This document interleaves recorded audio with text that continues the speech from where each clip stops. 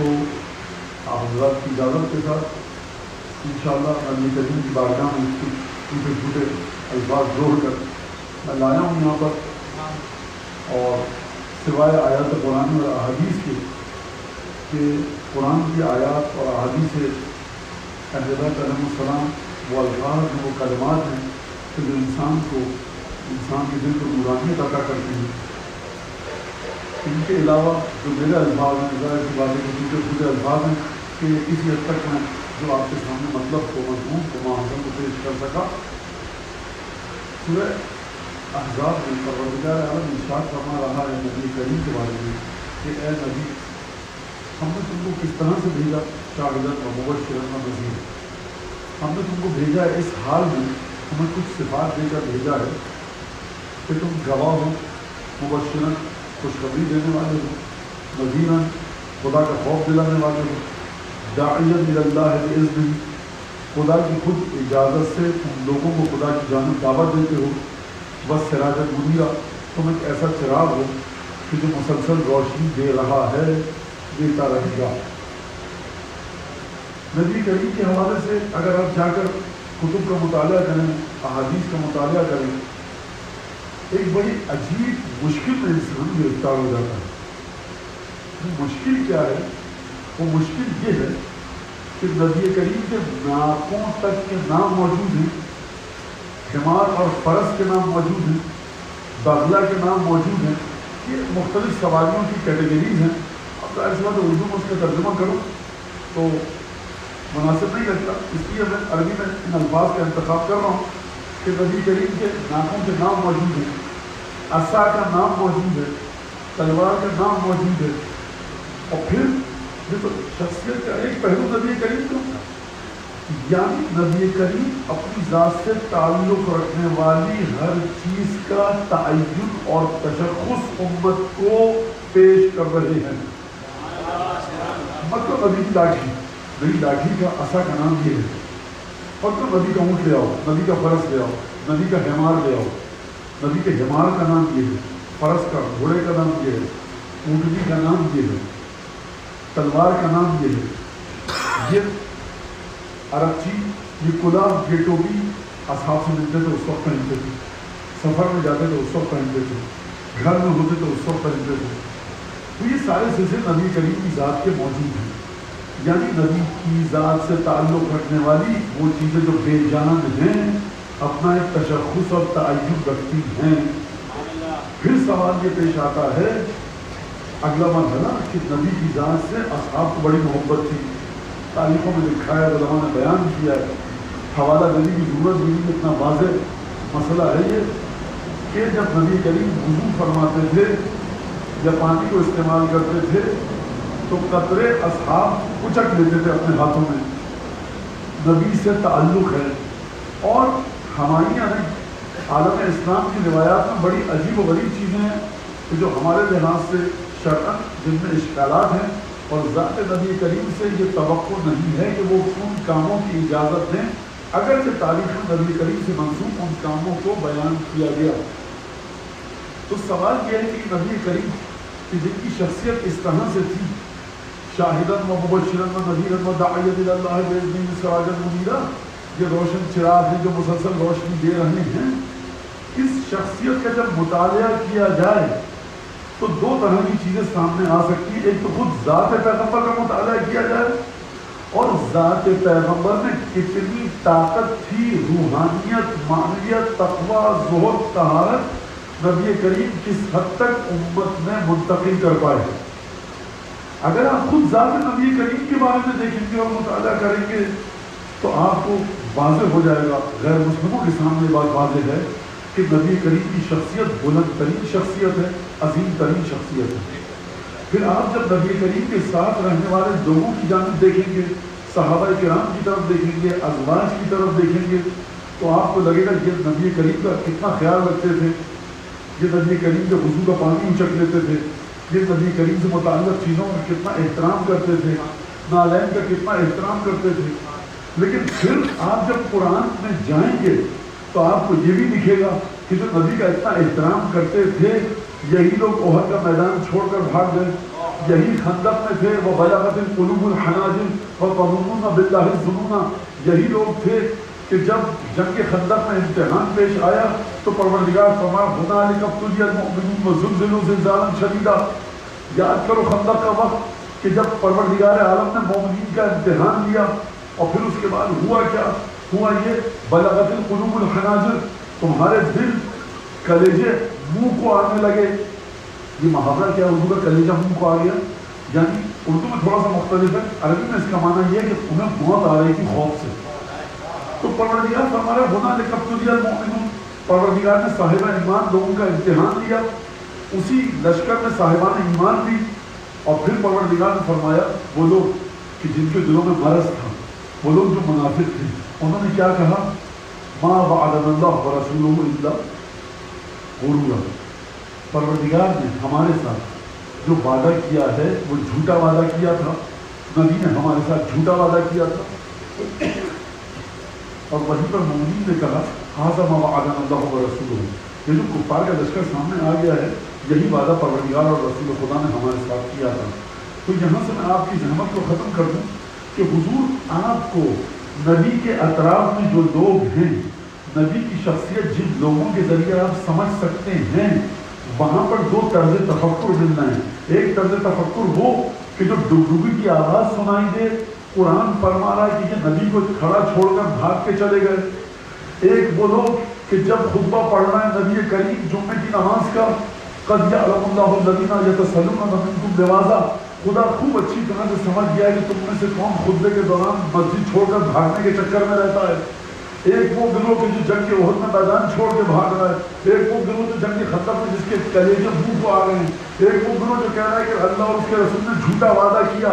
جو رسول کو کہیں کہ جھوٹا ہے اور رسول کے ساتھ بھی ہے، تو آپ نبی کریم کی شخصیت کو ان لوگوں کے ذریعے سمجھیں گے یا ان لوگوں کے ذریعے کہ جن کی زبان کیا ختمی مرتبت میں ان کے اعتبار کی ذمہ داری دی؟ مشکل ایک بڑی پیش آ گئی۔ مشکل ایک یہ ہے کہ قرآن نے نام کسی کا نہیں دیا۔ سلسلہ یہ ہے کہ قرآن نے کہا یہ لوگ ڈھول تاشے کی آواز آئی، مسجد میں خطبے کے دوران چھوڑ کے چلے گئے۔ جنگ میں حملہ ہوا، ہم نے آیات نہیں پڑھا، واقعات آپ کو پتہ ہے۔ جو جنگ کے وقت میں حملہ ہوا چھوڑ کے بھاگ گئے۔ جنگ کے بدر کے اندر واقعات ذرا مختلف ہے، جنگ کے خندق میں یہ ہوا، جنگ کے خیبر میں وہ ہوا۔ تو سلسلہ کیا تھا؟ پھر آپ کو تاریخ میں یہ واقعہ ملتا ہے کہ جیسے ہی نبی کریم کا انتقال ہوا، اب سچ ہے یا جھوٹ، حق کس کے ساتھ ہے؟ آپ سوال کریں، حق ہے خدا کے پاس، سچ نبی کریم کو پتہ ہے۔ نبی کریم کے بعد اگر رسالت ختم ہو گئی تو ہمیں بھی نہیں پتا کوئی نیا رسول آیا کہ نہیں آیا، یعنی اس کا مطلب نہیں پتا، یعنی میں شک کا اظہار کر رہا ہوں، ہم نہیں جانتے کوئی نیا رسول آیا، ہم اس کو جانتے ہی نہیں۔ اب آپ نے تاریخ میں لکھا کہ بہت سے گروہ ایسے پیدا ہو گئے تھے کہ جو زکوٰۃ دینے سے جنہوں نے انکار کر دیا، تاریخ میں یہ واقعہ موجود ہے۔ تو اگر کوئی غیر مسلم طالب علم آ کر یہ سوال کرے کہ وہ نبی کریم کی جس کی شخصیت اتنی مستحکم تھی، جو پیٹ پر پتھر باندھ کر جنگ خندق میں خندق کھولے، جو 3 دن فاقے کرے، گندم کا ایک دانہ اس کے منہ میں نہ جائے، تو سوال یہ ہے کہ جب یہ نبی اپنی دنیا سے گیا تو دو طرز تفکر کیسے پیدا ہو گئے اسلام کے دوران کہ جو زکوٰۃ کو منع کر رہے ہیں، جو فلاں شخص کے پیچھے کوئی نماز نہیں پڑھ رہا، کوئی فلاں کی تکفیر کر رہا ہے، کوئی فلاں کو کافر قرار دے رہا ہے۔ اگر یہ بات اس طرح سے ہے تو اگلا سوال یہ ہے کہ وہ پیغمبر اکرم جو شاہدان مبشرا و نذیرا تھے، جو سراجا منیرا تھے، جو روشن چراغ تھے، یہ چراغ اپنی روشنی نہیں دے پایا کیونکہ اس کی روشنی نہیں تھی، تاریکی تھی، تو آیت جھوٹ ہو جائے گی۔ اگر یہ پیغمبر سراج منیر ہے اور اس نے ہر چیز کو روشنی میں لا کر بیان کیا، یہ نبی روشن چراغ ہے، روشنی دینے والا چراغ ہے، تو کوتاہی کہاں سے تھی؟ نعوذ باللہ خاکم بدان کوتاہی پروردگار کی طرف سے تھی، کوتاہی نعوذ باللہ نبی کریم کی طرف سے تھی، یا کوتاہی ان لوگوں میں تھی جو نور کو نہیں دے سکے؟ سلسلہ کیا ہے؟ نبی کریم کی سیرت کا مطالعہ کریں گے، اسلام کے کس طرز تفکر کے ذریعے سیرت پیغمبر اکرم کا مطالعہ کریں گے؟ پہلے یہ طے کیجیے کہ کس کی سیرت، کس کے کردار کے ذریعے پیغمبر اکرم کی سیرت کا مطالعہ کریں گے؟ ان کے ذریعے جن کے دلوں میں مرض ہیں رسول خدا کے ساتھ، وہ لوگ کہ جن کو سورہ منافقین جن کی جانب اشارہ کر رہا ہے، تو یہاں پر پیغمبر اکرم کی شخصیت خطرے میں پڑ گئی ہے۔ 10 ہجری کو 28 صفر کے دن جب پیغمبر اکرم اس دنیا سے تشریف لے گئے، ادھر پیغمبر دنیا سے گئے نہیں تھے، کہا کہ ذرا قلم اور دوات لے آؤ۔ بخاری شریف کی روایت کے مطابق مسلمانوں میں اختلاف ہو گیا، تو قرآن فرما رہا ہے کہ اپنے فیصلے نبی کریم سے کرواؤ۔ نبی زندہ ہے، آپ نے اختلاف، تو آپ رسالت کو مانتے ہیں یا نہیں مانتے؟ مجھے نہیں پتا حجرے میں کون کون تھا۔ سلسلہ یہاں تک آگے بڑھا کہ نبی کریم نے فرمایا لا ينبغي التنازع عند النبيين، کسی بھی نبی کے پاس بیٹھ کر جھگڑا کرنا صحیح نہیں ہے، تم آدمی نکل جاؤ باہر۔ تو یہ جو آپ کہتے ہیں کہ سرکار دو عالم رحمت للعالمین، تو آپ اس ہستی کی صفات کو، اس ذات کی سیرت کو، نبی کریم کی زندگی کو، نبی کریم کی زندگی کی تاریخ کو کس گروہ کے ذریعے سمجھیں گے؟ قرآن میں ہر طرح کے گروہ کا ذکر ہے، لہذا یہ وہ نقطہ ہے سرکار کی زندگی کا جو مجبور کرتا ہے کہ جا کر آپ ڈھونڈیے، چھان بھٹک کیجیے، جانچ پڑتال کیجیے کہ نبی کے ساتھ جو تھا کس طرز تفکر کا تھا، کس طرح کا خیال نبی کے بارے میں رکھتا تھا۔ یہ آیات پکار کر کہہ رہی ہیں کہ آپ نبی کے ساتھ رہنے والوں کو ایک صف میں کھڑا مت کیجیے۔ جو جمعے کے خطبے میں ایک صف میں نہیں کھڑے ہو رہے نبی کے ساتھ، آپ کو کیا حق ہے کہ آپ ہم سب کو ایک صف میں کھڑا دیں؟ تو یہ نہیں، مجھے بھی نام نہیں پتا، قرآن میں نام نہیں بتایا، لیکن یہ سلسلہ تو ہے۔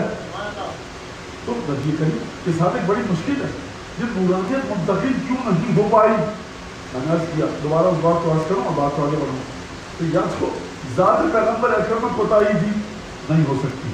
کیوں نہیں ہو سکتی؟ جو پروردگار نبی کریم سے کرے کہ ہم نے قرآن اس لیے نازل نہیں کیا لتشقى کہ تم مشقت میں پڑو، حبیب تم اپنے آپ کی اپنی جان کو جوہوں میں ڈال رہے ہو، تمام جتن کر رہے ہو، تو قرآن مسلسل پکار کے کہہ رہا ہے۔ اس نبی نے اپنی پوری ذمہ داری کو ادا کیا، لیکن جو شخص آنکھوں پر پٹی باندھ دے تو اس کو سورج کی روشنی دکھائی نہیں دے پاتی۔ قرآن کہہ رہا ہے اسی بات کو فی قلوبہم مرض، ان کے دلوں میں مرض ہے، تو لہذا آپ جب بھی نبی کریم کی زندگی کا مطالعہ کریں گے یہ سوچ کر کیجیے گا کہ اس کے ذریعے نبی کی زندگی کا مطالعہ کر رہے ہیں جس کے دل میں مرض ہے، یا اس کی زندگی کے ذریعے نبی کی زندگی کا مطالعہ کر رہے ہیں کہ جس کی روح نبی کی روح کے اتنے نزدیک ہے کہ روح نبی بن چکا ہے۔ تو کیا فرمایا آیت میں؟ یا ایھا النبی، نبی کہہ کر مخاطب کیا، ہم نے تم کو سراج منیر بنا کر بھیجا۔ نبی کا ہم سب پر احسان، سراج منیر بنا کر بھیجا۔ تو حضور چراغ جب بھی بنتا ہے، چراغ جب بھی جلتا ہے، ہوا کے جھونکے بھی چلتی ہیں، دھیمی دھیمی ہوا بھی چلتی ہے، طوفان جھکڑ بھی چلتے ہیں، بارش بھی آتی ہے، کوئی شیطان صفت انسان آ کر پھونکوں کے ذریعے اس چراغ کو بجھانا بھی چاہتا ہے کہ جو اس گھر کی طرف آ رہے ہیں وہ کسی گڑھے میں گر جائیں، کسی اور گھر کے دروازے پہ چلے جائیں، اس دروازے تک نہ پہنچ پائیں کیونکہ اس گھر سے میرا ہے جھگڑا، تو میں چراغ کو بجھا دوں، نیم پلیٹ کو تبدیل کر دوں، نام کی تختی کو ہٹا دوں، خصوصیات کو تبدیل کر دوں کیونکہ میرا ہے اس گھر سے جھگڑا، آپ کو کہیں اور بھیج دوں۔ تو اب سوال یہ ہے کہ نبی کریم ہیں تو سراج منیر، لیکن چراغ کو، شمع کو، موم بتی کو، لالٹین کو جس پروردگار عالم نے انسان کو یہ عقل دی کہ اس کو جلاؤ نور نکلے گا، تو نور تو نکل رہا ہے، لو جل رہی ہے، نور نکل رہا ہے، لیکن یہ بتائیے جب طوفانی جھکڑ چلیں گے، ہوائیں چلیں گی، برسات آئے گی، کوئی شیطان صفت آ کر اس چراغ کو بجھانا چاہے تاکہ آپ اس دروازے تک نہ پہنچ سکیں جو دروازہ مسجد کے صحن میں کھلا تھا، تو یہ بتائیے کہ خدا نے یہ کیا انتظام کیا کہ جس طرح لالٹین کی لو کے گرد ایک شیشے کی چمنی رکھی جاتی ہے، مٹی کے تیل کا جو لیمپ جلتا ہے اس کی روشنی کے گرد جو شیشے کی چمنی رکھی جاتی ہے، آپ شمع کے گرد ایک حفاظ بناتے ہیں کہ جتنے بھی ہوا کے جھکڑ چلیں یہ نور جلتا رہے، تو نور تو تب جلے گا نا قیامت تک کہ جب اس کے گرد کوئی حفاظتی دیوار ہوگی، اس حفاظتی دیوار دیوار کا نام ہے انہم منی وانا منہم، میں ان سے ہوں یہ مجھ سے ہیں، میں چلا جاؤں گا، ان کے ذریعے اگر تم میری لو تک پہنچنے کی کوشش کرو گے تو یاد رکھنا ہدایت پاؤ گے، اور ان کی ذمہ داری ایک اور ہے کہ یہ نور رسالت کو قیامت تک کے لیے روشن رکھیں گے۔ محمد والے محمد صلی اللہ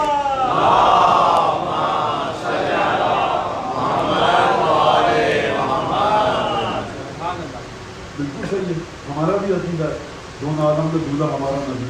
اب شعر جس قدر و قیمت رہو مجھے اس شعر کی قدر کہنے والے نے نبی کریم کی محبت میں کہا دونوں عالم کا، اب یہ ایک ذہنیت تھی، اس کے حساب سے بہت اچھی بات ہے اور خدا اس کو اجر دے۔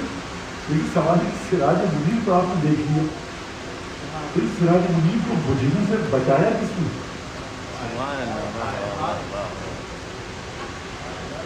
جس نے بجھنے سے بچایا ہے نا، اسی کی زندگی کے ذریعے اس سراج منیر کی زندگی کا مطالعہ کیجیے۔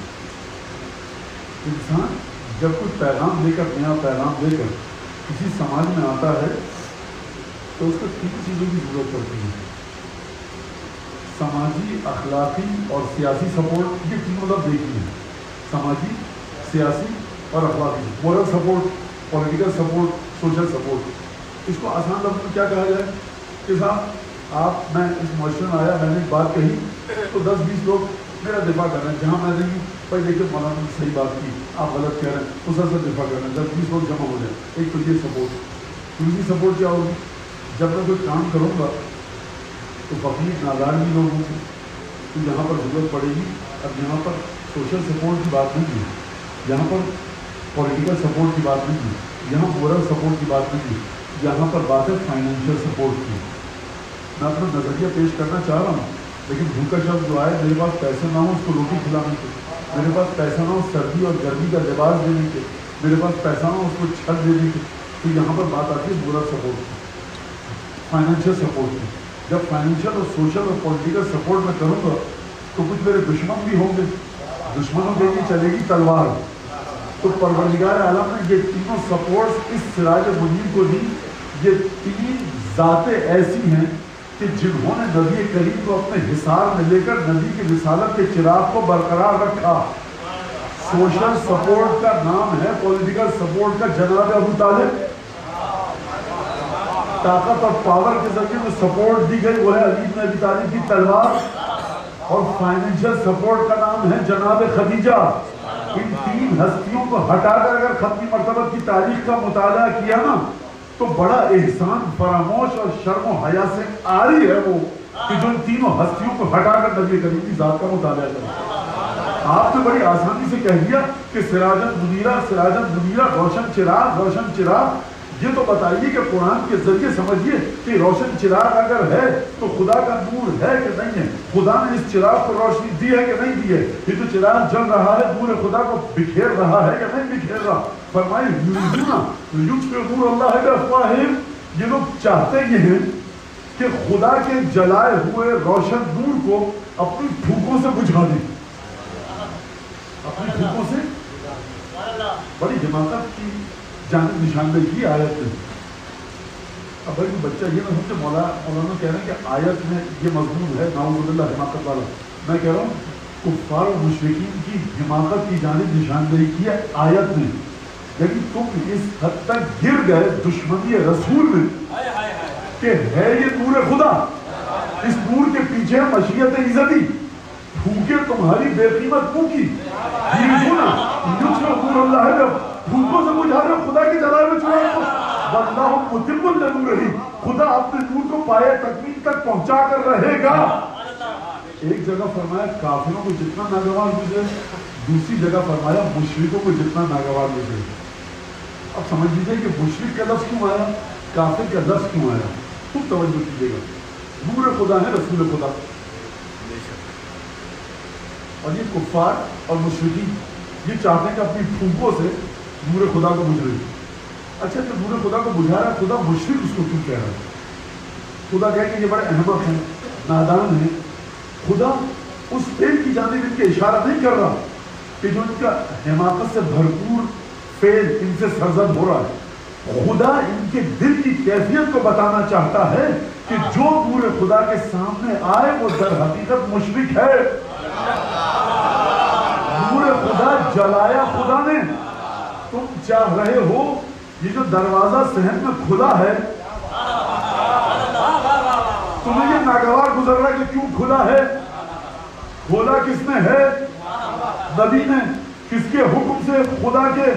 تو تم کہہ رہے ہو ہمیں اچھا نہیں لگ رہا بند کیجئے دروازے کو. تو تم کہنا چاہ رہے ہو یا رسول اللہ یہ آپ کا فعل ہمیں اچھا نہیں لگ رہا.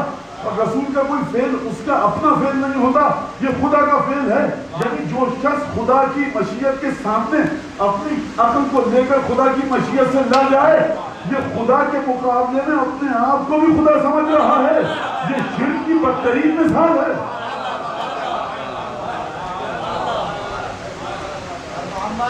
محمد صلوات.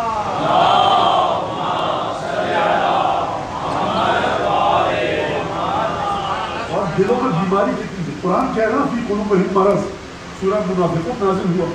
حبیب اذا جاءک المنافقون, یعنی اس سے بڑھ کر تو واضح آیت نہیں ہو سکتی کہ نبی کریم کے ساتھ جو لوگ رہتے تھے یا جو مدینے میں تھے, کبھی کبھی نمازیں بھی پڑھتے. سورہ جمعہ میں کئی دفعہ سورہ جمعہ موجود ہے. سورہ جمعہ موجود ہے. سورہ مجادلہ کی 22ویں آیت آپ کے سامنے موجود ہے. میں اس وقت کی آیت ہو سکتا ہے تھوڑی دیر بعد پڑھ لوں. تو یہ آیات موجود ہے آپ کے سامنے. قرآن نے کہا فی قلوبہم مرض, بھائی یہ بیمار ہے. یہ کتنے بیمار ہیں؟ یہ کتنے بیمار ہیں؟ علاج کے قابل ہیں کہ نہیں ہیں؟ سوال یہ علاج کے قابل ہیں یا نہیں ہیں؟ قرآن کہہ رہا ہے علاج کے قابل نہیں ہیں. کیوں نہیں ہیں؟ فی قلوبہم مرض فزادہم اللہ مرضا, خدا نے ان کے مرض کو مزید بڑھا دیا. اچھا کیوں بڑھایا خدا نے ان کے مریض مرض کو, ان کی بیماری کو کیوں بڑھایا؟ کیونکہ پروردگار عالم یہ فرما رہا ہے کہ جب بھی کوئی شخص وَكَانَ أَمْرُهُ فُرُطًا, جب بھی کوئی شخص اپنے حدود سے تجاوز کرے گا. میں یہ پہلے بھی اس کی وضاحت کر چکا ہوں, سن لیجئے. کوئی کہے کہ خداوند تبارک و تعالیٰ نے بیماری کو بڑھایا تو یہ خدا کی طرف سے جبر ہے ان کی گمراہی کے لیے. جبر اس وقت ہوتا جب یہ بیچارے پاک پوتر اچھا بننا چاہتے. ان کی ذات میں یہ ہے. قرآن کیا کہہ رہا ہے, کیا کہہ رہا ہے, قرآن کیا فرما رہا ہے منافقین کے بارے میں, کفار کے بارے میں؟ قرآن یہ فرما رہا ہے کہ قیامت کے دن کافر کہے گا رب ارجعون, پروردگار لوٹا دے, لعلی ارجع, پروردگار کاش, لعلی اعمل صالحا, ہو سکتا ہے امید یہ ہے کہ میں عمل صالح کر لوں. جواب آگا کلا, خبردار یہ ہو نہیں سکتا. جو چیز تیری سرشت میں, تیری طینت میں, تیری ذات میں آ چکی ہے, تجھے 10,000 دفعہ دنیا میں بھیجا جائے تو یہی حرکت کرے گا. اس کا مطلب کیا ہے؟ اس کا مطلب یہ ہے اگر آپ کہیں کہ شہدائے کربلا نے 4, 5, 10, 15 منٹ تلوار چلائی اور پھر تم بتابت اللہ سلتی دیا تو پھر تم السلام علیکم یا انصار دین اللہ, السلام علیکم یا احب اللہ وعبدہ, السلام علیکم یا انصار رسول اللہ, جو زیارت وارثہ میں آپ پڑھتے ہیں, تو یہ 4-5 گھنٹے کی تلوار نہیں چلائی. بعد میں تو 5-10 منٹ بھی تلوار نہیں چلائی, شہید ہو گئے. تو 5-10 منٹ کا کام اور اتنا بڑا انعام, کیونکہ ان کو اگر 70 دفعہ بھی زندہ کیا جاتا یہی کلام کرتے. پروردگار نیت کو دیکھتا ہے, پروردگار دل کی کیفیت کو دیکھتا ہے. تم کو 1000 دفعہ بھیجیں گے تم کہیں چاہو یہ دروازہ بند ہو جائے, یہ دروازہ ہم بند نہیں کریں گے. پھونکے مارو, پھونکے مانگتے رہو. ہم اس دروازے کو ہمیشہ کھول کر رکھیں گے اور اس طرح سے کھولیں گے. الحمدللہ کہاں مدینہ, کہاں یہ جگہ. تو چلیے دوبارہ آیت کی طرف. یا ایھا النبی, یہ پروردگار سمجھیے مرض کتنا تھا. میں دوبارہ اس کی بات کی طرف اشارہ کروں. مرض کتنا تھا. وہ نبی کہ جو بدترین زندگی فقر و غربت اور فاقے کے ساتھ گزار رہا ہے, وہ نبی چھٹے امام کی حدیث ہے علیہ الصلوۃ والسلام کی.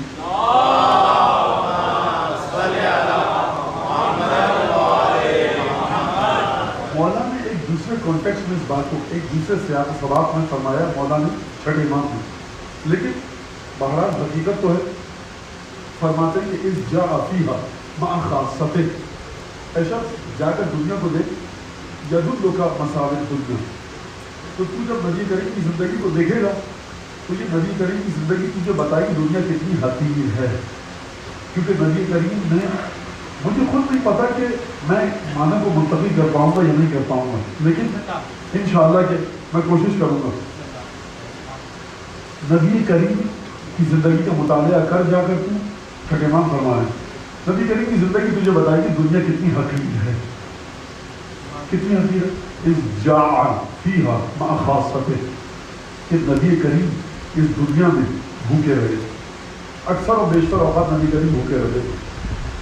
اب چھٹے ماہ فرمائے اب دیکھ جا کر نبی کے ساتھ ساتھ جو بھوکا رہتا تھا نا وہ ہے نبی کا خاص الخاص، یعنی جس صفت پہ، جس کوالٹی پہ، جو تیور، جو انداز نبی کریم کے ہیں، نبی کریم اسی انداز کو، اسی صفت کو، اسی خصوصیت کو ان تک منتقل کر رہے ہیں کہ جن کے ساتھ نبی کریم کو سب سے زیادہ محبت ہے.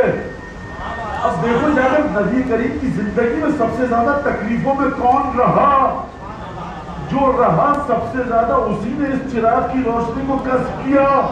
کہیں اور مت جانا، خاصتے نبی کریم کی روشنی اس تک پہنچے گی جو خاص الخاص سے نبی کریم ہے، جو نبی کے ساتھ بھوکا رہا، جس نے نبی کے ساتھ تکلیفیں سہی، جس نے نبی کے ساتھ مشکلات کو برداشت کیا. جا کر دیکھو وہ کون تھا، وہ کون تھا، ان کو جا کر دیکھو. ان کی زندگی تمہیں بتائے گی کہ نبی کریم کس طرح سے اپنی صفات کو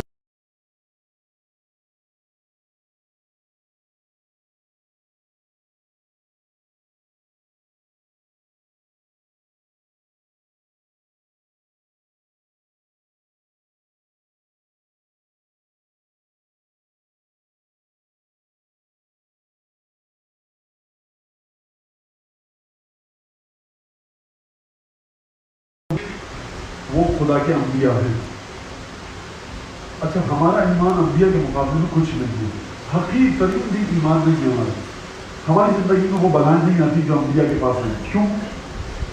کیونکہ اب میں کس طرح سے بتاؤں، کیونکہ کلاس جس جماعت میں انبیاء پڑھتے تھے وہ جماعت بہت بڑی تھی، تو انبیاء سے امتحان بھی بہت زیادہ لیا گیا.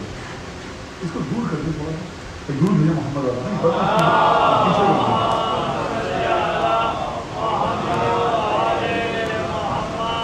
کیونکہ انبیاء جو جس جماعت میں پڑھتے تھے اس جماعت کا امتحان بھی بڑا تھا. ہمارا آپ سے وہ امتحان کیوں نہیں لیا جاتا؟ کیونکہ فیل ہو جائیں گے. فیل کا مطلب کیا ہے؟ یعنی مشرک ہو جائیں گے، کافر ہو جائیں گے، پروردگار کے دین کو چھوڑ دیں گے. ہمیں اتنا امتحان ان سے دیا جاتا ہے کہ جتنا امتحان ہم برداشت کر پائیں. ان اشد الناس بلاء الانبیاء، سب سے کٹھن بلائیں اور سب سے کٹھن امتحانات جو دیے گئے تھے گرو بھیجے محمد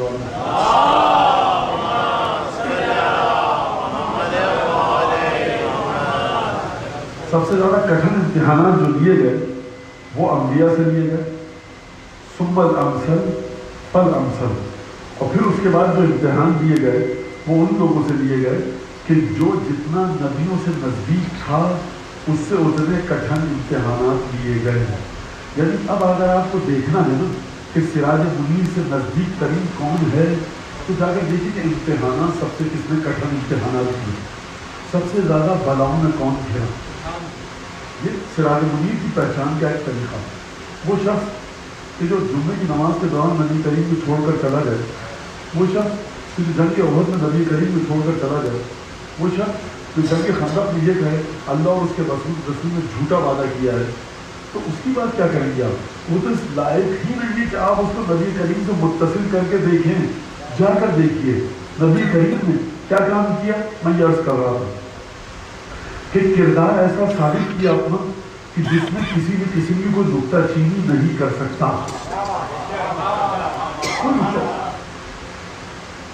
یعنی کس طرح سے آپ حضرات کی تو بچے دنیات میں پڑھتے ہیں، کوئی اور کوڑا پھینک رہی ہے، نبی کریم اس کی عیادت کے لیے چلے گئے. میں پھر یہاں پر کہہ رہا ہوں لکھا ہوتا ہے دینیات کی کتاب. اچھا بیچارے دینیات کی کتابیں لکھتے ہیں، ان کی یہی اوقات ہے جو وہ لکھتی ہیں. چھٹے پانچویں امام سے اگر پوچھو تو یہ دینیات نہیں لکھی جاتی. اب کوئی ہے بیچارہ آدمی اس کی سمجھ میں نہیں آ رہا کہ احادیث کی چھان پھٹک کیسے کرے. اب وہ لکھ رہا ہے، اب بچے واٹس ایپ پہ تصویر بھیج کے مولانا یہ کیا کر دیا. بھائی آپ کے پاس اتنا وقت نہیں ہے کہ کسی نے ہمہ شما نے دنیا میں کیا کیا، آپ اس کی تصویریں دیکھتے رہیں. آپ اپنا نماز، روزہ، تلاوت قرآن، توسل، محبت اہل بیت، نفرت دشمنوں سے یہ رکھیے اور ایک اچھے انسان بنیے، تعلیم میں توجہ دیجیے، آگے بڑھیے. جس قافلے کو اس میں شریک ہونا ہے وہ ہو جائے گا. آپ اپنے آپ کو صحیح رکھیے.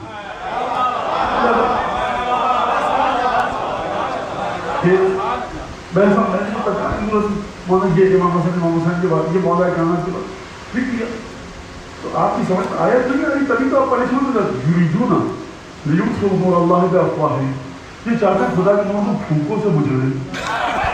ان کو پھونکے مارنے دیجیے، ان کے پھیپڑوں میں درد ہونے دیجیے. آپ اپنا مزے سے جائیے، نمازیں پڑھیے، زیارت میں جائیے، توسل کیجیے، تعلیمی قابلیت بڑھائیے، ملک و قوم کی خدمت کیجیے، اچھے انسان بنیے. ان کو پھونکے مارنے دیجیے، پھیپڑوں میں ان کے درد ہوگا، جبڑے ان کے دکھنے میں آئیں گے. ولو کرہ الکافرون ولو کرہ المشرکون، کافروں کو جتنی تکلیف ہو، مشرکین کو جتنی تکلیف ہو. تو آپ سمجھیے ستم ظریفی کیا ہوئی. وہ نبی کہ جس نے 13 برس مکے کے، 10 برس مدینے کے، 23 برس، 63 میں سے 23 نکالیے آپ. نبی کریم کی مکمل عمر کتنی تھی؟ 63 برس کی. 63 میں سے 23 نکال لیجیے، کتنے بچے؟ 40 برس. جب پہلی وحی آئی تو نبی کریم پر جو پہلی وحی آئی 40 برس ہو. ایسا نہیں تھا کہ 40 برس جو نبی کریم نے گزارے نعوذ باللہ حکم بدن بتوں کے آگے پیشانی ٹیکی ہو. مکے کے وہ بد اعتبار اور بد کردار لوگ، غلیظ لوگ جو کام کرتے تھے وہ کیے ہوں. یعنی پروردگار عالم آخری نبی کے لیے اتنے جتن کرے کہ کبھی بتوں کے آگے پیشانی نہ ٹیکے. اور جس کو آپ نبی کریم کو ملحق کرنا چاہیں تو وہ کر دیں اس کو اور پھر خلعت نبوت بھی عطا کر دیں. یہ عقل میں آنے والی بات ہے کہ جس پیغمبر اکرم کو آخری نبی بننا تھا اس کی پشتوں کی اتنی حفاظت کی، اسلاف کی اتنی حفاظت کی کہ اسماعیل سے لے کر حضرت عبداللہ تک چھٹے امام فرماتے ہیں تقلبک فی الساجدین، پروردگار دیکھ رہا تھا تم کو. قرآن میں آیت ہے قرآن کی کہ پروردگار تم کو دیکھ رہا تھا کہ تمہارا نور انبیاء میں، صلحاء میں اور خدا کے موحد بندوں کی پشت میں تمہارا نور کروٹیں لے رہا ہے. یہ نبی کریم کا کردار اس طرح کا تھا. 10 ہجری کو آنکھ بند ہوئی ہے. اب یہ تاریخ اسلام پڑھ لیجیے آپ کتنا اختلاف ہوا. تو میں پھر وہ جملہ کہہ کر آگے بڑھوں اور دوبارہ دوہرا رہا ہوں. تو کمی کہاں پر تھی؟ کمی تھی نبی کریم کی سیرت سے کسب ذوق کرنے کے سلسلے میں، نور حاصل کرنے کے سلسلے میں. نبی ناکام نہیں رہے، لینے والا ناکام رہا نور کو لینے کے لیے. یہ نبی کریم کس طرح سے کیا کیا جتن کر کے گئے. اور نبی کریم کا مرحلہ کیا ہے؟ جناب ابھی کیا فرمایا ہے نہج البلاغہ میں؟ بعث انبیاءہم وبعثر رسلہم. نبی کریم کے بارے میں فرمایا اور انبیاء کے بارے میں مولا کہنا کہ پروردگار اعلیٰ نے مسلسل اپنے انبیاء کو بھیجا، مسلسل پروردگار انبیاء کو نازل کرتا رہا. کس لیے؟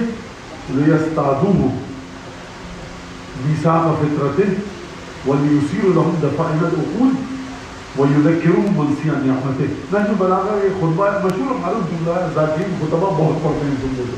پروردگار نے انبیاء کو کیوں بھیجا؟ انبیاء کو اس لیے بھیجا کہ تم جو تمہاری فطرت کا معاہدہ ہے خدا کے ساتھ، انبیاء اس کو ادا کروائیں. خوب توجہ کیجیے گا، انبیاء ادا کروائیں، تم ادا نہ کرو. لیستعدوا بعد استفعال ہے، یعنی جتن کر کے اس میثاق فطرت کو ادا کروایا جائے گا. وَلْيُسِيرُ لَهُمْ دَفَائِنَ الْعُقُولِ، جو عقل میں تمہاری خزانے چھپے ہوئے ہیں، انبیاء آئے کہ تمہاری عقلوں پر سے گرد معصیت کو ہٹا کر اس فطرت کے قوانین کو نکالیں اور خزانوں کو نکالیں عقل کے، تاکہ جس کے ذریعے تم خوب اور بد کی تشخیص دے سکو. وَيُذَكِّرُهُمْ مُنْسِيَ نِعْمَتِهِ، اور ان انسانوں کو ان نعمتوں کو یاد دلائیں کہ جن نعمتوں کو یہ لوگ بھول چکے ہیں. خوب توجہ کیجیے گا. اور اب اگر ہم نبی کریم کے جانے کے بعد یہ دیکھیں کہ وہ جو میثاق فطری ہے وہ ادا نہیں ہو رہا، لوگ نعمتوں کو بھول گئے ہیں. تیسرا مرحلہ یہ کہ عقول میں جو خزانے چھپے ہوئے تھے نبی کریم نے تگو کی. ہمیں عقول لوگوں کی اس منزل پر نظر نہیں آ رہی. نبی کریم کے بعد یہ جس منزلت پر نظر آنا چاہیے تھا اس کا مطلب یہ ہے کہ یہ تینوں کام نبی کریم یا کہیں نہیں کر سکے یا سامنے والے میں استعداد نہیں تھی۔ اگر یہ کہا جائے کہ استعداد نہیں تھی تو نبی کریم وہ ہیں کہ جن کے بارے میں پیغمبر اکرم کے بارے میں مولا کائنات نہج البلاغہ میں فرما رہے ہیں احما مواسمہ۔ احما کا مطلب ہے گرم کر رکھا تھا، لوہے کی وہ اتنا گرم کر رکھا تھا نبی کریم نے اپنے کہ وہ بالکل انگارہ بن چکا تھا، لال سرخ ہو چکا تھا۔ ہوتا کیا ہے جب جانور آپ بھی اونٹ چرانے لائیں تو میں بھی اونٹ چرانے لایا ہوں، ہمارا ریور مل جائے گا تو میں اپنا ایک مونوگرام ایک لوگو بناتا ہوں لوہے کا، اس کو کوئلے پہ رکھتا ہوں، لال ہوتا ہے، اپنے اونٹ کی پشت پر یا پیر پر دار لگاتا ہوں، اس سے میں نے مثلث بنائی، آپ نے دائرہ بنایا۔ اب پیر کو دیکھا اونٹ کے دائیں یا بائیں یا گردن کو، میرا نشان ہے دائرہ، میں اپنے اونٹ الگ کر لیے، آپ کا نشان ہے ترکون مثلث، آپ نے اپنے اونٹ الگ کر لیے۔ ایک تو یہ مسئلہ ہوتا تھا۔ دوسرا ایک مسئلہ ہوتا تھا 1400 سال پہلے اور کافی 200-300-400 سال پہلے تک، کوئی زخم جب سڑ جاتا تھا اور وہ زخم اچھا نہیں ہوتا تھا تو حتیٰ عربی اور فارسی میں محاورہ ہے کہ اس کو کہتے ہیں آخر الدوا الکئی، آخری دوا جو ہے وہ ہے کئی۔ کئی کسے کہتے ہیں؟ جہاں پر کپڑے پریس ہوتے ہیں عرب ممالک میں، اس کو لکھا تھا کئی الملابس، یعنی کپڑوں کو استری کرنے کی جگہ، گرمی کے ساتھ لباس کی شکن کو مٹایا جائے گا۔ اس وقت ہوتا یہ تھا جب زخم سڑ رہا ہے اور اچھا نہیں ہو رہا تو لوہے کو گرم کیا جاتا تھا، جب لوہا جل کے سرخ انگارہ ہو جاتا تھا تو زخم پر لگایا جاتا تھا، تمام جراثیم تمام بیکٹیریا مر جاتے تھے، مریض کو تکلیف ہوتی تھی اور اس کے بعد وہ اچھا ہو جاتا تھا، یا اگر انفیکشن سرایت کر گیا تو تب بھی اچھا نہیں ہوتا تھا۔ عربوں کے پاس دنیا میں جلانے کے علاوہ کوئی اور چیز ہوتی نہیں تھی، زخم کو آخری مرحلے پر اسی کئی کے ذریعے، اسی احما مواسمہ، اسی کے ذریعے اچھا کیا جاتا تھا۔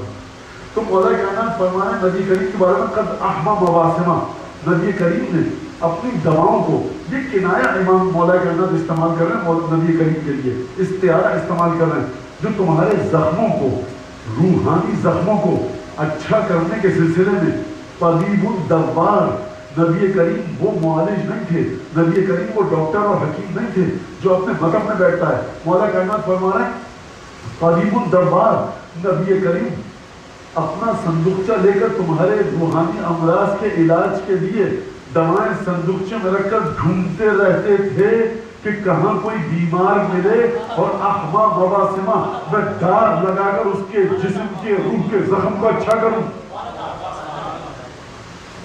غلطی تو آپ کی ہے نا کہ آپ نے وہ زخم نبی کریم کے آگے کیا ہی نہیں، آپ چاہتے تھے کہ زخم اسی طرح سے رہے، آپ نہیں سمجھے کہ یہ زخم ہے، دل زندگی بھر بغض رکھا۔ اگر آ کر یہ نبی کریم سے کہتے کہ یا رسول اللہ ہمیں ان گھر والوں سے بغض ہے، آپ دعا کیجیے بغض ختم ہو جائے، نبی کریم ہاتھ اٹھاتے، یہ کام کرتے، سلسلہ ختم ہو جاتا۔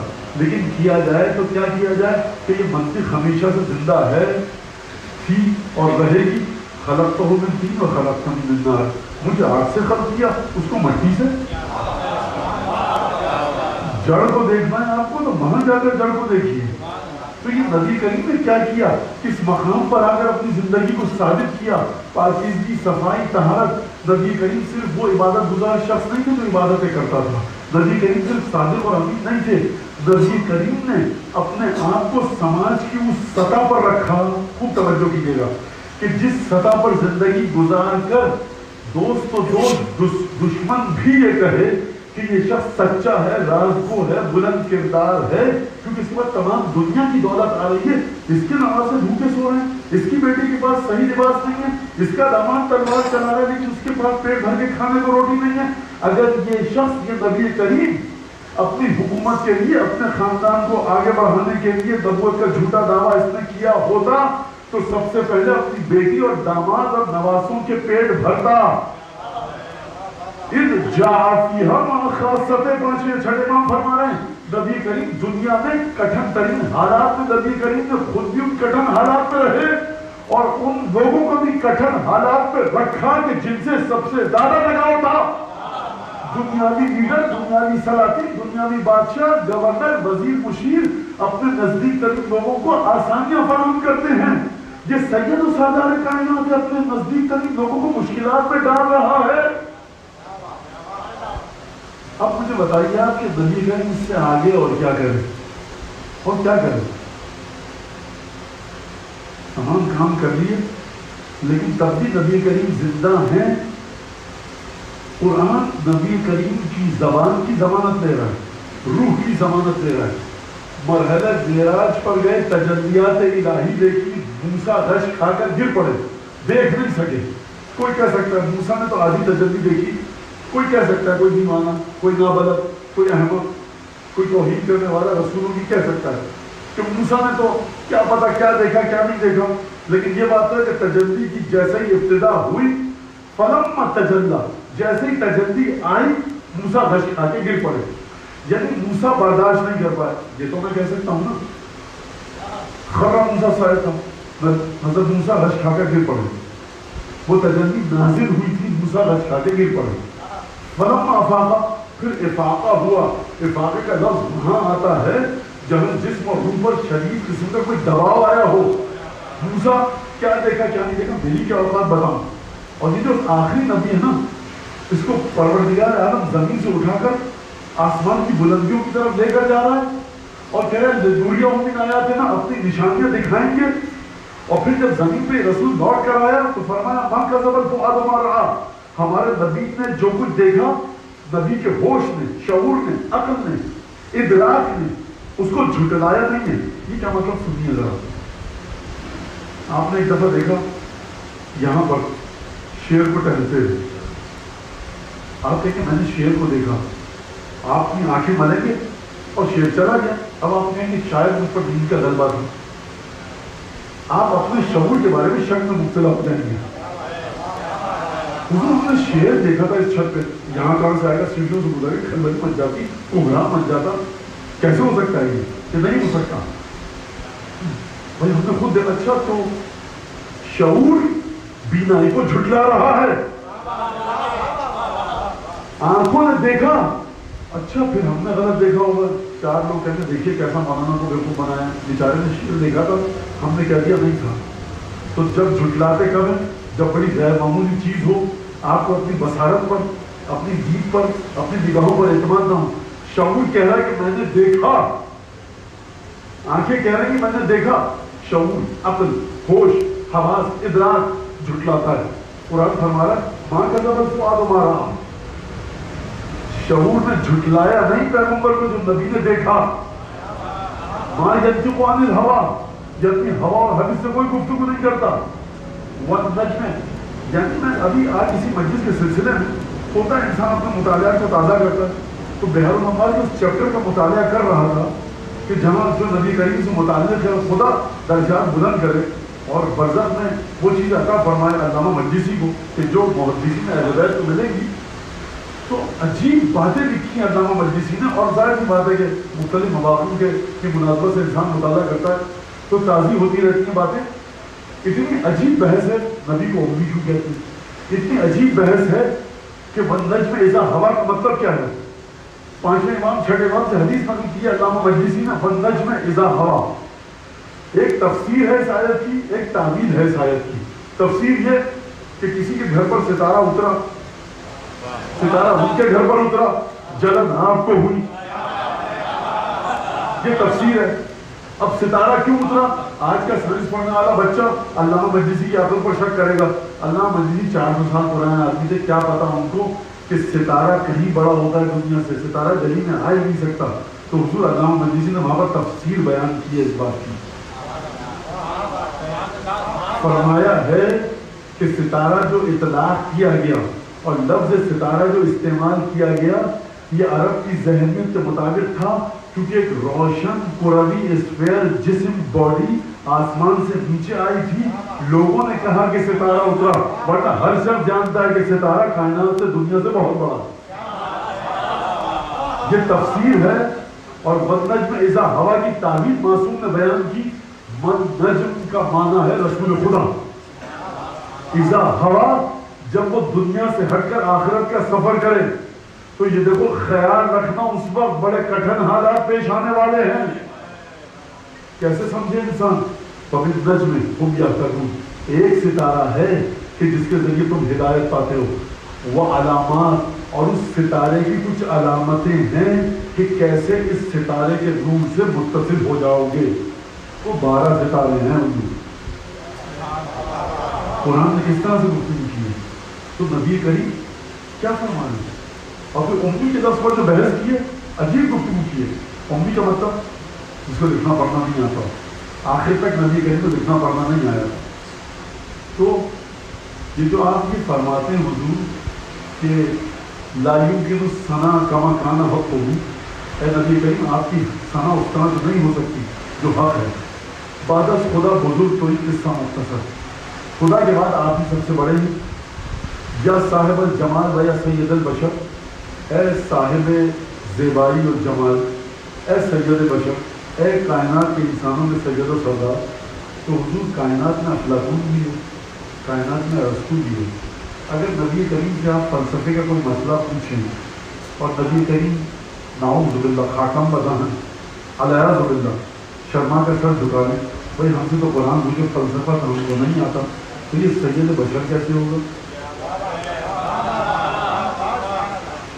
میڈیکل کا کوئی مسئلہ درپیش ہوا، فزکس کا، کیمسٹری کا، ایسٹرونومی کا، فلسفی کا، لاجک کا، کائنات کے رازوں کو سمجھنے کا، نفسیات کو سمجھنے کا، انسانی روح کے بارے میں سوال کرنے کا، تو یہ سب نبی کریم تو تھوڑی باتیں آتی ہیں. کبھی کبھی تو وہی آتی کہ پیش دیتے تھے. تو حضور کے بعد خدا کو سمجھا دیجیے جا کر.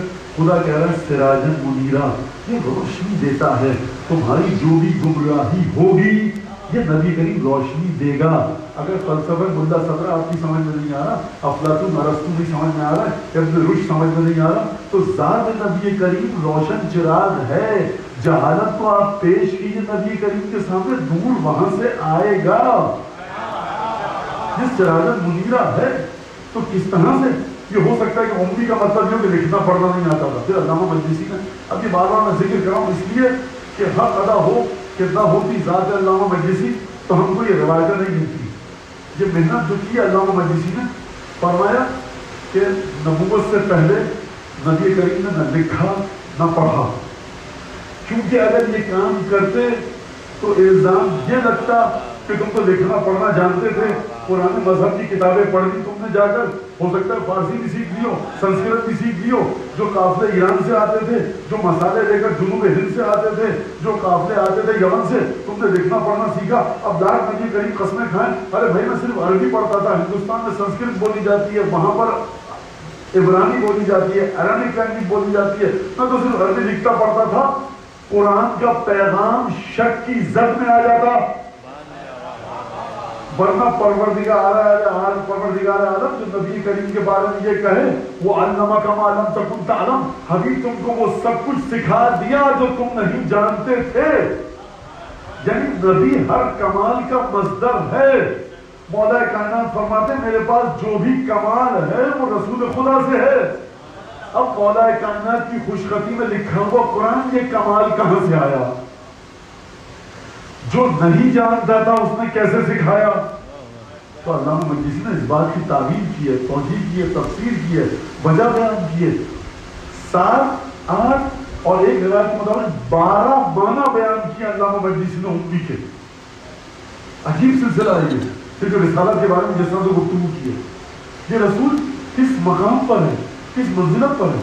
سورہ آراف کی آخری آیت پڑھوں، جیسے بس آخر میں یہ آیت پڑھوں، آخری آیت نہیں ہے، 156 کی 155 کی آیت ہے، لیکن اس کو پڑھ کر اپنی گفتگو کو مسائل کی طرف لے کر جاتا ہوں. وہ یہ کہ پروردگار عالم فرما رہا ہے کہ عذاب اصیب بہ من اشاء، میرا عذاب اس تک پہنچے گا جس کے بارے میں میری مشیت فیصلہ کرے. عذاب میرا وہاں تک جائے گا جس کے بارے میں میری مشیت فیصلہ کرے. ورحمتی وسعت کل شیء، لیکن میری رحمت نے ہر چیز کو اپنے احاطے میں دے رکھا. اب تم نے اگر کوئی کام ایسا کیا کہ رحمت سے نکل جاؤ تو پھر عذاب آئے گا، ورنہ ہماری رحمت بلا کسی قید و شرط کے سب کو مل گئی. یہ تمہاری کوتاہی ہے کہ تم رحمت سے باہر نکل جاؤ. عذاب نصیب بہ من نشاء ورحمتی وسعت کل شیء فسأکتبها للذین یتقون، میں اپنی رحمت کو ان لوگوں کے لیے لکھ دیا ہے. فسأکتبها للذین یتقون، کہ جو متقی ہیں، ان لوگوں کے لیے جو متقی ہیں ان کے لیے میں نے اپنی رحمت کو لکھ دیا ہے کہ وہ میری رحمت کے شامل حال ہوں گے. اور یؤتون الزکات، یہ زکات دیتے ہیں. وَيُؤْمِنُونَ یہ صاحبان ایمان ہے. اور دیکھو اب آیت میں برق کو پڑھنا، سورہ اعراف کی آیت میں برق کو پڑھنا، رحمت بے پایہ ہے، رحمت سب کو شامل حال ہو رہی ہے. اب اگر تم رحمت سے نکلنا چاہو تو یہ تمہاری کوتاہی ہے. اور پھر اس کے بعد پروردگار عالم نے اس جملے کو ارشاد فرمایا قرآن مجید میں، نبی کریم سرکار ختمی مرتبہ صلی اللہ علیہ وآلہ وسلم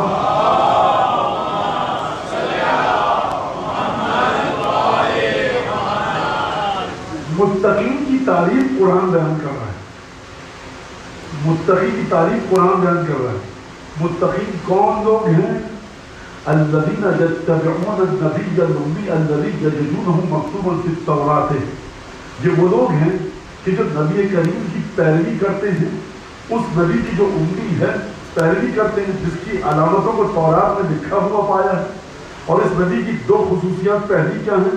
یحل لہم الطیبات ویحرم علیہم الخبائث. یہ پاک و پاکیزہ چیزوں کو اپنی امت والوں کے لیے حلال کرے گا، غلاظتوں کو متعفن چیزوں کو حرام کرے گا. یأمرہم بالمعروف وینہاہم عن المنکر، اچھے کاموں کا حکم دے گا، برے کاموں سے روکے گا. اور پھر یہ خصوصیات، پانچویں خصوصیت کیا بتائیں؟ وَيَذَرُ عَنْهُمْ إِصْرَهُمْ. اور یہ نبی آ کر جن بیڑیوں میں، ہتکڑیوں میں، جس توق میں، جن زنجیروں میں یہ لوگ جکڑے ہوئے ہیں، آ کر یہ نبی ان بیڑیوں کو، ان ہتکڑیوں کو، ان زنجیروں کو عالم بشریت سے اتارے گا. وَيَذَرُ عَنْهُمْ إِصْرَهُمْ وَالْأَغْلَالَ الَّتِي كَانَتْ عَلَيْهِمْ. اور اس توق و زنجیر سے جس میں بشریت جکڑی ہوئی ہے، یہ نبی آ کر ان زنجیروں سے آزاد کرے گا. الذین عزروہ ونصروہ. پس جن لوگوں نے نبی کریم کی تعظیم اور احترام کے ساتھ مدد کی، پناہ دی، خدمت کی، واتبعوا النور الذی انزل معہ. اور اس نور کی تبعیت کی جس نور کو نبی کریم کے ساتھ نازل کیا گیا ہے. خدا آپ کو سلامت رکھے. لہذا اب حضور قرآن کے ذریعے اپنے عقائد کی اصلاح کر لیجیے. ذرا ہاتھ جوڑ کر سراجت منیرہ نور دے رہا ہے. خدا کہہ رہا ہے یہ سراج منیر نہیں ہے، صرف ہم نے قرآن میں لفافے میں رکھ کے ایک بات کہی ہے صاحبان معرفت کے لیے. بیمار آدمی کو ہم اس وارڈ میں آنے نہیں دینا چاہتے، اپنے عقائد کی غلاظتیں پھیلائے گا. تو ہم نے لفافے میں رکھ کے ایک بات کہ وَاتَّبَعُوا النُّورَ الَّذِي أُنزِلَ مَعَهُ. ایک نور اور ہے جو ختمی مرتبت کے ساتھ نازل کیا گیا. ختمی مرتبت ہے سراج منیرہ. ایک اور نور بھی ہے جو نبی کریم کے ساتھ، پیچھے نہیں، ساتھ ساتھ. تو نبی کریم کے ساتھ نازل کیا ہوا؟ کوئی اور تو فرزند جناب آمنہ صلوات اللہ وسلم علیہ کے بدن مطہر سے متولد نہیں ہوا. کوئی اور تو بچہ جناب عبداللہ کا ملتا نہیں ہمیں لڑکا. ایک ہی پیغمبر تھے، ایک ہی بیٹا تھا ان کا محمد ابن عبداللہ صلی اللہ علیہ وسلم. تو یہ جس کو نازل کیا گیا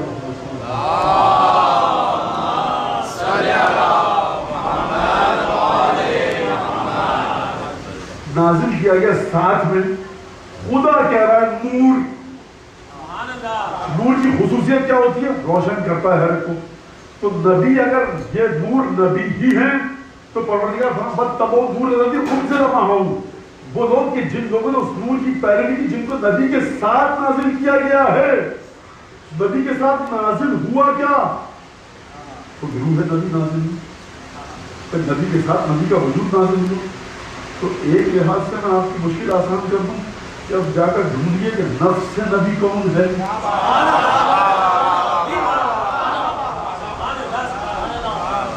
یا اگر آپ یہ کہہ رہے ہیں کہ نور جو نازل ہوا نبی کے ساتھ وہ قرآن ہے، تو پھر دیکھیے کہ قرآن کے ساتھ کون نازل ہوا؟ علی مع القرآن والقرآن مع علی. علی قرآن کے ساتھ ہے، قرآن علی کے ساتھ ہے.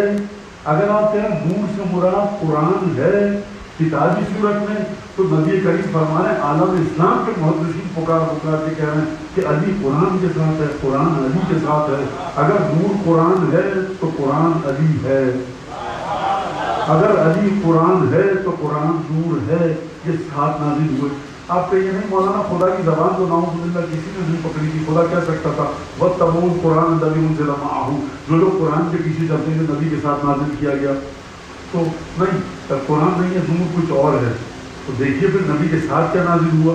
اگر آپ ہر بات کا انکار کرتے ہیں اس کا تو اقرار کریں گے کہ نبی کے ساتھ تو نبی تو نازل ہوئے کہ نہیں ہوئے.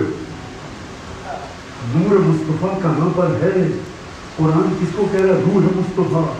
نبی کس کو کہہ رہے ہیں کہ یہ میری وہ روح ہے جو میرے دونوں پہلوؤں کے درمیان ہے؟ نبی کس کو کہہ رہے ہیں میری آنکھوں کی ٹھنڈک ہے؟ یہ سراج منیرہ کبھی جناب سیدہ کونین کی تعریف فرما رہا ہے، کبھی علی بن ابی طالب کی تعریف فرما رہا ہے، کبھی حسن و حسین کی تعریف فرما رہا ہے. نبی کریم کے حدیث آپ کے سامنے تحفے کے طور پر پیش کروں. جناب امیر فرماتے نبی کریم کے بارے میں کہا صلی اللہ علیہ وآلہ وسلم، نبی کریم کی خصوصیت یہ تھی کان لا یذم احدا ولا یعیرہ. نبی کریم کوئی غلطی کر دیتا تھا، اگر اچھا کچھ الفاظ میں اپنی طرف سے ملا رہا ہوں سمجھانے کے لیے، کبھی کوئی غلط کام کرتا تھا نبی کریم اس کی حد سے کوئی مذمت نہیں کرتے تھے، طعنہ اور تشویق نہیں کرتے تھے، طعن و تشویق نہیں کرتے تھے، اس کی سرزنش حد سے زیادہ جو سرزنش ہو جاتی ہے نہیں کرتے تھے، بلکہ حد سے زیادہ کیا سرزنش نہیں کرتے تھے اس حدیث کے مطابق. ولا یتتبع ولا یتبع، اور نبی کریم جو کوئی غلط کام کرتا تھا عوراتہ و عصرتہ، اس کے عیبوں کے پیچھے نہیں جاتے تھے کسی طرح اس کی شخصیت سے عیب کو کھود کر نکال کے باہر مانا. وَكَانَ لَا يَتَكَلَّمُ إِلَّا إِذَا رَجَا ثَوَابًا، اور نبی کریم اس وقت تک گفتگو نہیں کرتے تھے جب تک کہ کسی بات کے کہنے میں ثواب کی امید نہ ہو. یہ نبی کی سیرت تھی. خدا ہم سب کو اس سیرت پر چلنے کی توفیق عطا فرمائے. بحق محمد علیہ وسلم.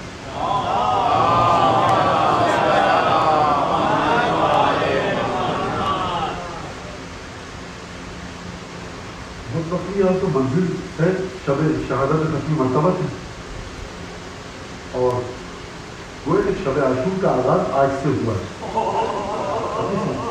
شب عاشور 61 ہجری میں تھوڑی آئی تھی، آج سے شب عاشور کا آغاز ہو چکا ہے.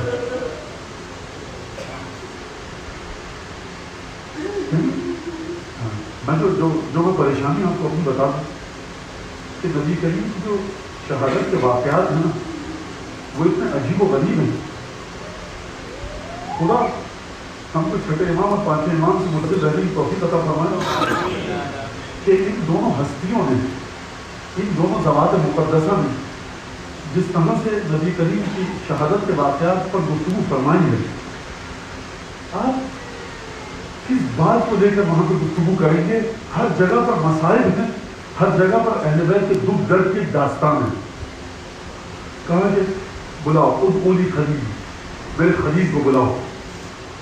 کہا علی بن ابی طالب کو بلاؤ. بلایا، گفتگو کی. ادخل اذنک فی فمی، علی میرے دہن کے قریب، میرے منہ کے قریب، میرے ہونٹوں کے قریب اپنے کان کو اتنا قریب لے آؤ کہ جس کو کوئی دوسرا نہ سن سکے. یہ میں ترجمہ اپنے سمجھانے کے لیے کر رہا ہوں. مولا کائنات لائے، گفتگو فرمائی، تھوڑی دیر باہر نکلے. کسی شخص نے پوچھا اب یہ شخص کون تھا؟ یا جناب خضر ہو سکتے ہیں یا جناب الیاس، لگتا یہ. کہا کہ یا علی اس سوال کا جواب دو. مولا نے آیت پڑھی، اس نے کہا عقل کا سب دے دیا تم نے رسول سے. یہ جناب خضر کہہ سکتے ہیں، جناب الیاس کہہ سکتے ہیں، یا علی تمہیں سب کچھ رسول نے دے دیا. کہا کیا دیا؟ کہا علمنی 1000 باب، 1000 باب سکھائے. ایک بتا بالکل بابن الف بابن، یعنی ان کا کبھی ختم نہ ہونے والا خزانہ رسول دے کر گئے. مولا کائنات کے ایمان کی مرتبہ سن لیجیے. کہا کہ میرے چچا کو بلاؤ عباس بن عبد المطلب، اور مولا کائنات کو بلایا گیا.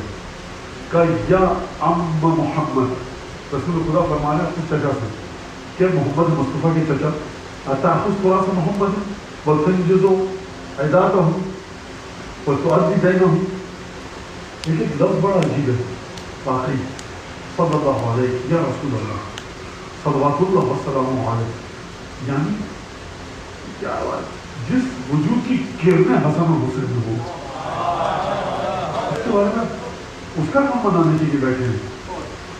کہا کہ اے محمد کے چچا نبی کریم عباس سے کہہ رہے ہیں اے محمد کے چچا کیا آپ اس بات پر راضی ہیں کہ محمد مصطفیٰ کی پوری میراث آپ کو مل جائے اس شرط پر کہ آپ محمد مصطفیٰ کے وعدوں کو پورا کریں گے اور ان کے قرضے کو چکائیں گے؟ کہا کہ دیکھو انا شیخ کبیر السن جو عیال کثیر، دیکھو بیٹا بھتیجے میں بوڑھا ہو چکا ہوں، میرے بچے بہت زیادہ ہیں اور تمہاری سخاوت کا عالم یہ ہے کہ تمہاری ریح تم تو ہوا جتنا لٹاتے ہوئے چلتے ہو غریبوں اور محتاجوں پر، میں تمہارے قرضے کو کیسے ادا کر سکتا ہوں؟ کہا کہ علی کو بلاؤں۔ اگر کسی کے یہ سوال حل نہیں ہے نا کہ علم علی کو کیوں سکھایا، اس کا حفظ ما تقدم کے طور پر نبی کریم جواب دے رہے ہیں کہ یبن عم محمد، اے محمد کے چچازاد بھائی علی، اتأخذ تراث محمد، کیا تو اس بات پر تیار ہے اے علی اے میرے چچازاد بھائی کہ تجھے نبی کریم کی میراث ملے اور تو میرے قرضوں کو چکائے، میرے وعدوں کو پورا کرے؟ جب رسول مولا کائنات نے جملہ سنا خانقۃ العبرہ، مولا کائنات نے جیسے ہی سنا کہ رسول خدا اپنی وفات کا ذکر کرنا خانقۃ العبرہ، مولا کے گلے میں اچھو لگ گیا روتے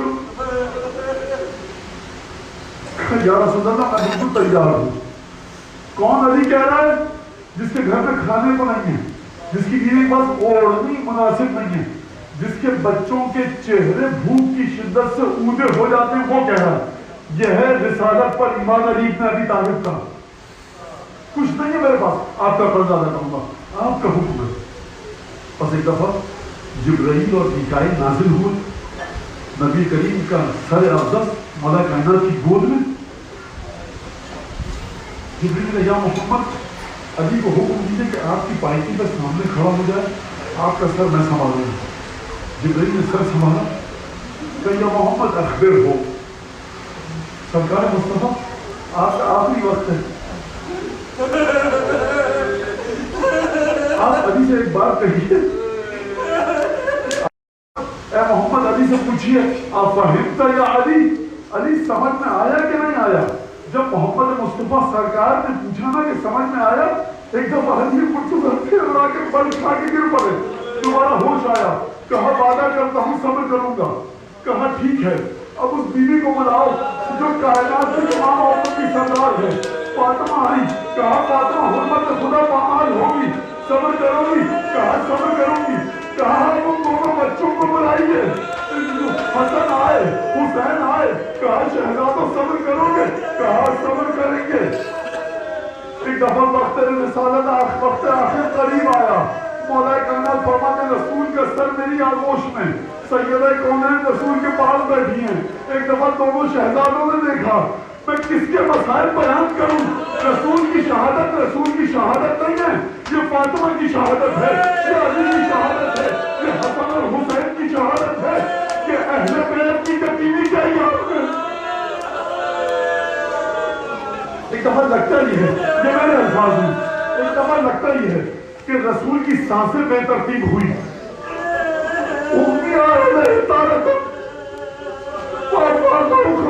کبھی رشیداری ہوتی تھی، کبھی سانس آنے لگ جاتا تھا۔ بچوں نے جب دیکھا نا تو دونوں بچے انہوں نے آ کر اپنے آپ کو رسول کے سینے پر گرا دیا۔ علی آگے بڑھے، یعنی علی کہنا چاہتے بچوں تمہارے نانا کی تربیت اچھی نہیں ہے، سینے پر بول پر ڈالو۔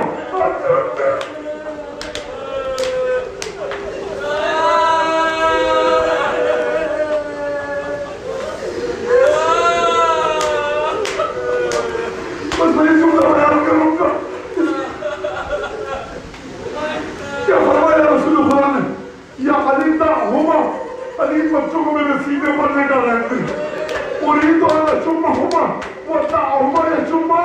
علی مجھے ان کی خوشبو سونگنے دے، ان کو میری خوشبو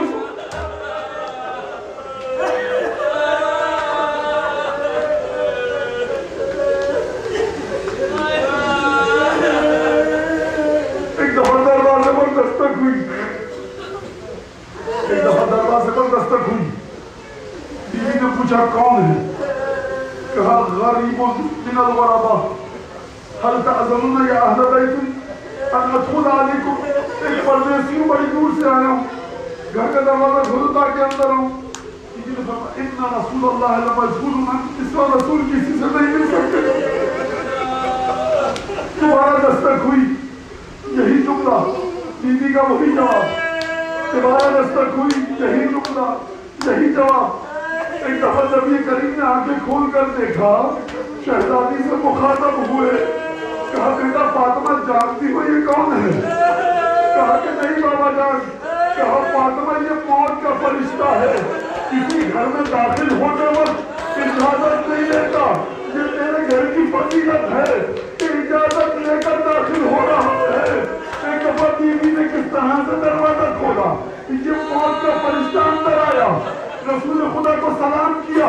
ایک جملہ کہا یا رسول اللہ خدا نے مجھے آپ کے پاس بھیجا ہے، سوال آپ سے یہ ہے کہ آپ تیار ہیں خدا کے پاس چلنے کو یا زندہ رہنا چاہتے ہیں؟ فرمایا بل الرفیق الاعلیٰ، بل الرفیق الاعلیٰ، میں اپنے پروردگار کے پاس جانا چاہتا ہوں. میں کہوں گا یا رسول اللہ ذرا تھوڑی دیر ٹھہر جائیے. ارے ابھی آپ جب جائیں گے نا یہ وہ دروازہ ہے کہ جہاں ملک الموت اجازت لے کر آتا ہے، لیکن اسی دروازے پر لکڑیاں جلیں گی. سیدہ کا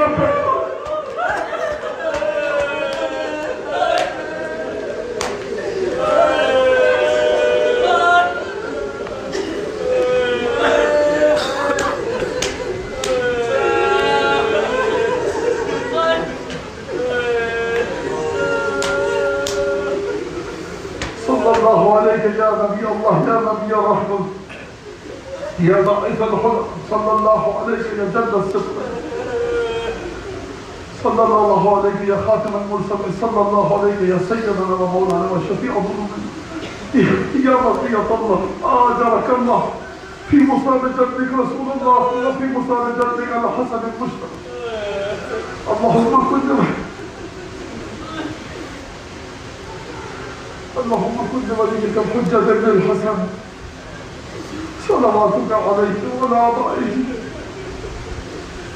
في هذه الصحابة كل صحابانيا وحفظا وقائدا وناصرا ودنينا وعين فترة ربك فأعوذ مبدأهم فيها الذين قالوا والے تجھے قسم دے دے رسول خدا کی عظمت اس مجلس کو اس قابل بنا کہ حضرت حجت اس مجلس کو شرف قبولیت عطا فرما.